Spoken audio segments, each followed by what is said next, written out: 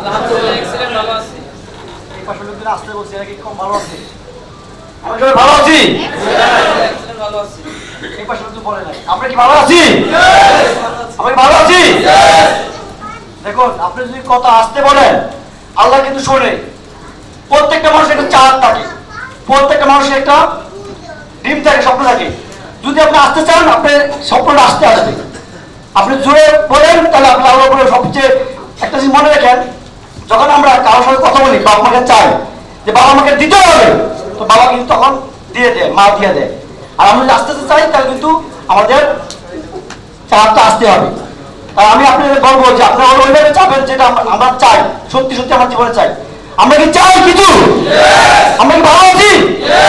Thank you very much. আসলে আমি এখানে বক্তব্য দিলাম জানতাম না, জাস্ট আমি পিছনে বসে আছিলাম। দেখেন আমি এখানে একটা সিদ্ধান্ত নিয়ে আসছি অ্যাক্সিডেন্টে। আমি আমার জীবনে টেলিভিশন জগতে আলহামদুলিল্লাহ আমি সফল, সব দিকে আমার সফলতা আছে। কিন্তু আমি আমার জীবনে একটা দিন চাইতাম ছোটবেলা থেকে, সেটা হলো আমি অনেক মানুষকে কর্মসংস্থান ব্যবস্থা করবো, অনেক মানুষকে কর্মসংস্থান ব্যবস্থা করবো। সেটা অন্য কোনো সেক্টরে ছিল না, যার কারণে আমি নেটওয়ার্ক মার্কেটিং পছন্দ করি। এজন্য আমি আমার ওই টেলিভিশন জগতের সমস্ত ব্যবসাকে গুটিয়ে এখন 100% টেলিভিশন নেটওয়ার্ক মার্কেটিংয়ে সম্পৃক্ত হয়ে গেছি। এবং অ্যাক্সিডেন্টের মাধ্যমে আমি চাই মিনিমাম 1 কোটি লোকের কর্মসংস্থান ব্যবস্থা করার জন্য। আমি আসলে বক্তব্য অনেক দেবো না, শুধু একটু বলে যে আজকে কক্সবাজার মাটিতে আজকে আমার মামাকে দেখে রাখেন ইনশাআল্লাহ। আমি শুধু বাংলাদেশ নয় সমগ্র বিশ্বব্যাপী এই কোম্পানিকে এগিয়ে নেওয়ার জন্য যা যা করবো ইনশাআল্লাহ।